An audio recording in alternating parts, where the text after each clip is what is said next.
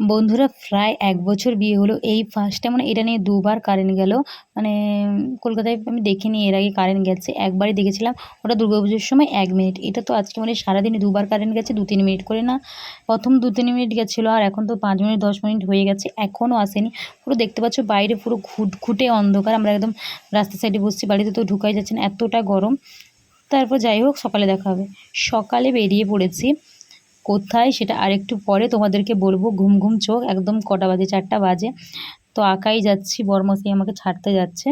একাই যাচ্ছি, সাহস করে একাই গেলাম। ভীষণ একটা প্রয়োজনীয় কাজ আছে বলেই বেরিয়ে পড়তে হলো, নাহলে আমি কোনোদিন একা যাই না। যাই হোক মনটাতে একটু খারাপই আছে, কিন্তু কিছু করার নেই, যেতে একা হবেই আমাকে।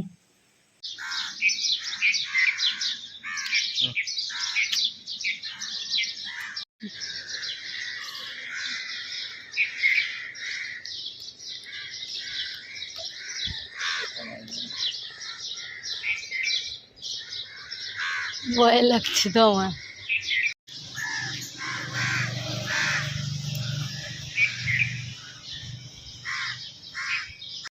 তারপর গাড়িটা ছেড়ে দিল। আমি কাছ দিয়ে বড়মশাইকে দেখার চেষ্টা করছি, কিন্তু পাইনি দেখতে, সত্যি কথা বলছি। তো দরজাটা দিয়ে দেখার চেষ্টা করছিলাম, পাইনি, ছেড়ে দিয়েছে।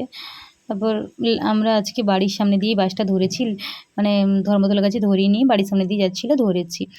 তো 4:30টায় বাস ছিল, বাসটা ধরে নিয়েছি। দেখো রাস্তাঘাটটা কত শুনশান লাগছে, কিন্তু মানে ভালো লাগছে, এটা মানে স্বস্তি লাগছে যে কলকাতায় এই ভরি পরিবেশটা না অতটা সুন্দর, কি বলবো আর।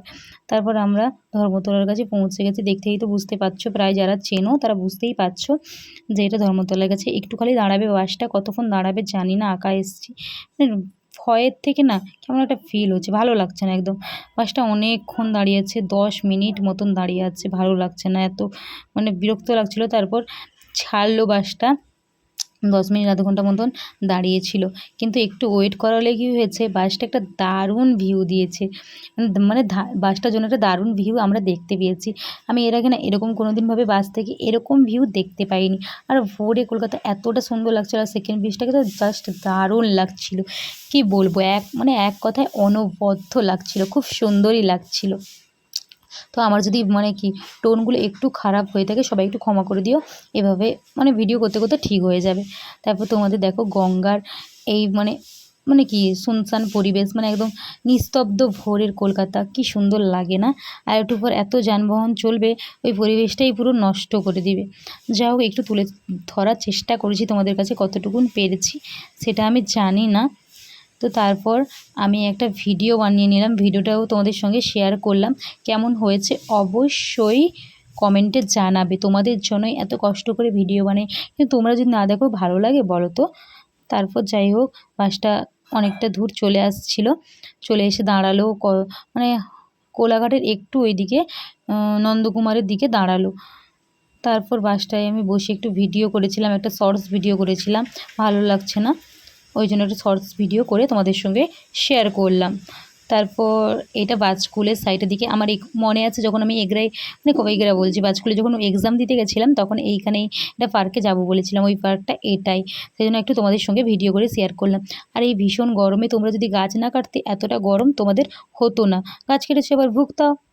তোমাদেরকেও শেয়ার করলাম, গ্রামের পরিবেশ তো খুব সুন্দর, কিন্তু দেখো সব চারিদিকে পুরো গাছপালা কেটে দেয়, কেন জানি না। গাছপালা না কাটলে আজ এত গরম হতো না। যাই হোক আর বেশিক্ষণ সময় লাগবে না, আমি পৌঁছে যাব। পৌঁছে গিয়ে তো তোমাদেরকে সব ভিডিওটা শেয়ার করব। তো মানে ভিডিও শেয়ার করতে পারবো কিনা আমি জানি না, অনেক ল্যাগে যাচ্ছে, কি জানি কি হবে। যাই হোক আর একটু খালি পৌঁছতে বাকি। আর এই মানে ব্রিজটা পেরোলাম, এটা মানে নাচিন্দার আগে আগে। যাই হোক সব ভিডিও করার চেষ্টা করছি। নেমে পড়ি, দিয়ে তোমাদের সঙ্গে কথা হচ্ছে। নেমে পড়েছি, মা টোটো পাঠিয়েছিল, টোটোতে উঠে পড়েছি। তো এখানে মানে টোটোতে নামতেই মানে বাস থেকে নামতেই এতটা গরম, মনে হচ্ছে আমি পুড়েই যাব। দেখতে পাচ্ছ কতগুলো লাগেজ নিয়ে এসছি আমি, আমার একার পক্ষে তো সম্ভব না, একদম বাড়ি গিয়ে কথা হচ্ছে। তো এতগুলো লাগেজ নিয়ে এসেছিলাম, একদম হালত খারাপ হয়ে গেছে, সেজন্য বসে একটু তোমাদের সঙ্গে কথা বল। চাপ না নিতে পেরে, টেনশন না নিতে পেরেই লাস্টে একদম বাড়ি চলে এসেছি, মানে আমার বাড়ি চলে এসেছি। আমি সহ্য করতে পারছি না, আইডিটার এত প্রবলেম চলছে কি আর বলবো, ওই জন্য এখানে চলে এসেছি। তো তোমরা সাপোর্ট করবে কি না করবে অবশ্যই কমেন্ট করে বলো, আমি তো তোমাদের কমেন্টের অপেক্ষায় থাকবো। তোমরা যেরকমভাবে কমেন্ট করবে, যে আমি যদি বেশি পরিমাণে সাপোর্ট পাই, বিশেষ করে এই ভিডিওটাতে, তাহলে আমি চ্যানেলটা রাখবো, না হলে ডিলিট করে দেবো, ঠিক আছে? ওটাও কি বলছিস? নেই তুই তো খেয়েছিস। যাই হোক, তোমরা তোমাদের মতামত জানাবে, তোমরা আমার পাশে কে কে আছো কমেন্ট করে বলবে। বলো হ্যাঁ আছি এখানে, বলে দাও আছি। হ্যাঁ তো তোমরা কমেন্ট করে অবশ্যই জানাবে তোমাদের মতামতে। আমি দেখো, তোমরা যদি আমাকে না হেল্প করো তো আমি কিছুই না, ওই জন্য তোমাদের মতামতে সব কিছুই হবে। আর তোমরা যদি সাপোর্ট করো তাহলে ভিডিও বানাবো, আর তোমরা যদি সাপোর্ট না করো ভিডিও বানাবো না, ঠিক আছে? তো ভিডিওটা মতামত জানাও, আজকে বলবো না যে লাইক কমেন্ট সাবস্ক্রাইব, তো আজকে মতামত জানাও তোমরা। বাই।